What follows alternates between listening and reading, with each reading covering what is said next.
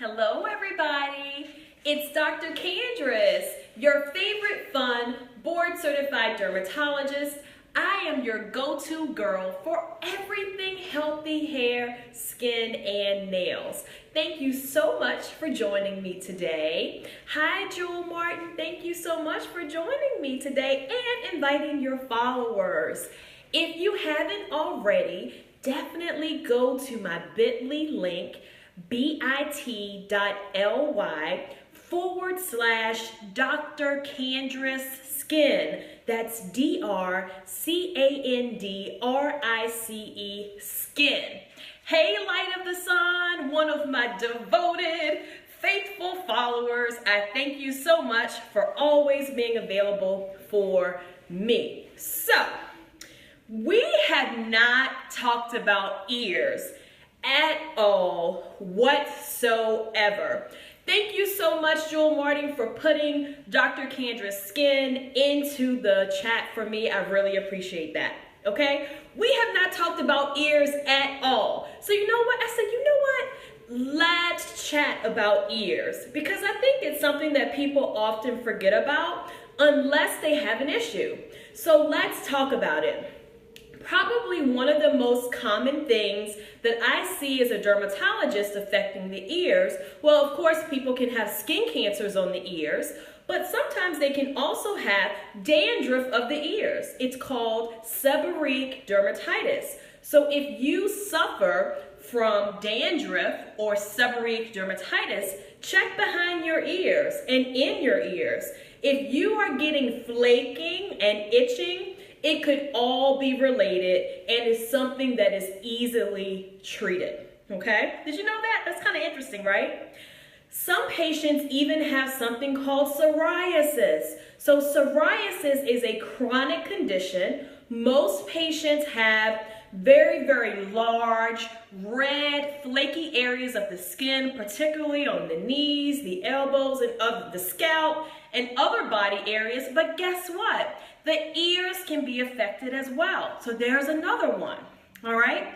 What else? Well, it is that time of the year for people having fun in the water. Now, as a dermatologist, I don't ban my patients from going outside, but they have to do it safely with sunscreen, right? Thank you so much, HL King for joining me over on Periscope. I think this is your first time joining me. Hey, how are you? All right. So fun in the sun often comes with fun in the water. So do you know that you can actually get something called swimmer's ear?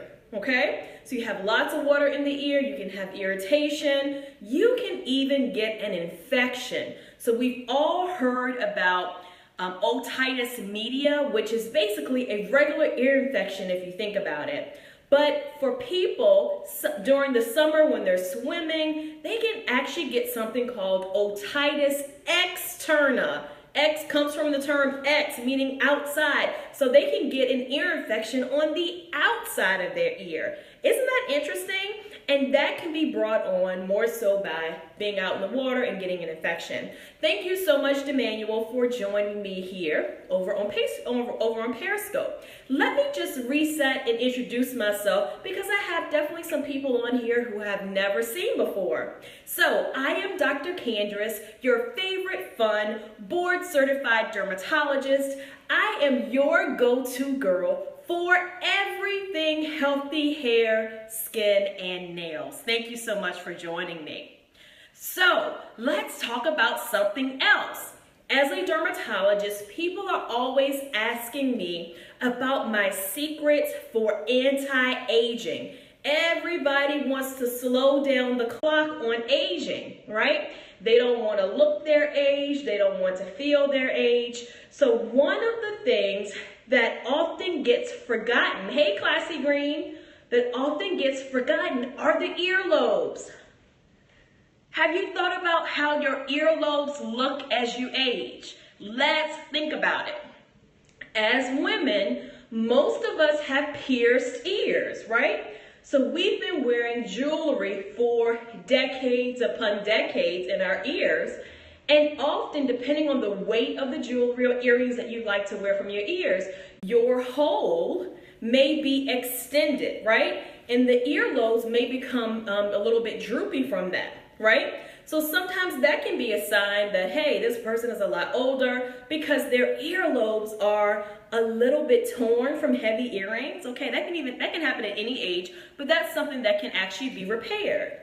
Also, just plain old volume or fat loss in the actual earlobes. Hey Mateo, thank you so much for joining me over on Periscope. So volume loss in the earlobes. So the earlobes usually are nice and plump, right? So tonight everybody's gonna look when they get home. Do I have plump earlobes? Check me out. Do I have plump earlobes? Hey Anointed 7, thank you so much for joining. So you can actually lose fat in your earlobes. So sometimes when I am using cosmetic fillers to fill in different lines on the face, hey Dr. Barry, thank you for joining me. If I have a little bit left over, guess what I do? Oh, it is not getting thrown out. People pay good money for that, so we are finding a place to put it. And guess what? If I have a little left over, I may even plump up the earlobes. Hello, the earrings sit much better. Hello, right? So it's something that you probably don't even notice. People don't come in and say, my earlobes look horrible. Can you fix them, right? But it's one of those things with just a little bit of this or that. All of a sudden it's like, oh my goodness, my earring's not pointed down anymore. It's pointed up. So just a little small something. Hey, 5280 Diva, thank you so much for joining me. So thank you for listening to those things about the ears that you probably never knew. So for those people who came on late, let's go over the list really quickly. All right, the first thing you may not have known is that dandruff can affect the ears. Dandruff is called, the medical term is seborrheic dermatitis due to an overgrowth of yeast on the skin. That can affect your ears. So if you have dandruff of the scalp, make sure you check your ears because somebody may not be telling you, girl or boy, your ears are flaky and we've been wondering when you're gonna wash them. But it's not about that. It's due to reaction to an overgrowth of yeast. So make sure you check your ears, especially if you have dandruff, because we wanna make sure that you're not walking around with flaky ears. Hey, God's chosen seal, thank you so much for joining me, all right? Number 2, we talked about psoriasis, a chronic skin condition where people think more about it as, oh, it happens on the elbows and the knees, these big, red, thick rashes on those areas. But guess what? It can also affect the ears as well, all right?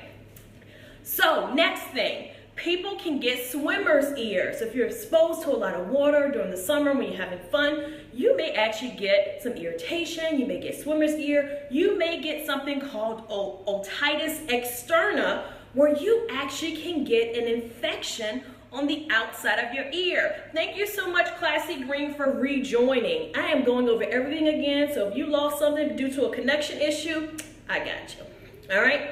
So infection of the outer ear can happen, especially during these months when people are like out in the water and swimming and going to lakes and all that stuff. All right, so we talked about that. Next, oh, you know what I forgot? I wanted to mention, I'm gonna throw it in here. Trauma, okay? Now this really is not about the outside of the ear. What I'm really talking about is the eardrum itself. So when you use cotton tip swabs and you drive them down into the ear, you can damage your eardrum. It's very serious. So that's not what that little device, those cotton tip devices were designed for. They're designed for cleaning the outside of the ear, not inside of the ear. But I know that a lot of people do that. But guess what? You can traumatize your eardrum, and that's not a good look at all, to have blood coming out of your ear. Not good, no way, okay? So be very careful, don't do that. Then lastly, we talked about the aging ear. So what are some signs of the aging ear? Well, if you've been wearing lots of heavy jewelry over your lifetime from your ears, you can actually get an elongated hole in your ear where your piercing was. So that can kind of age your ear if you think about it. Also, you can just get plain old volume loss of the earlobes. So they're not as plump as they used to be in your youth. So I shared that sometimes if I'm doing a cosmetic filler on a patient who has some other cosmetic concerns, if we have a little bit left over, sometimes I'll go ahead and do the earlobes. And again, that is something that's off-label, but definitely has been reported in the literature. So I hope that you have really thoroughly enjoyed this overview of things that you did not know about your ears and how it can be a reflection of your skin health. I thank you for joining me. And again, this is Dr. Candrice, your favorite fun, board-certified dermatologist. I am your go-to girl for everything healthy hair, skin, and nails.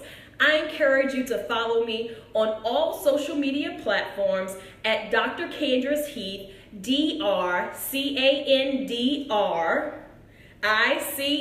Heath, Heath, just like the candy bar, all right? Also, go ahead over to my bit.ly link, bit.ly/Dr. Candrice Skin, DrCandrice Skin, SKIN, to get my inside tips. I'm letting you in on some of my favorite beauty ingredient must-haves, okay? Thank you so much for joining me, and I look forward to seeing you soon. Bye-bye.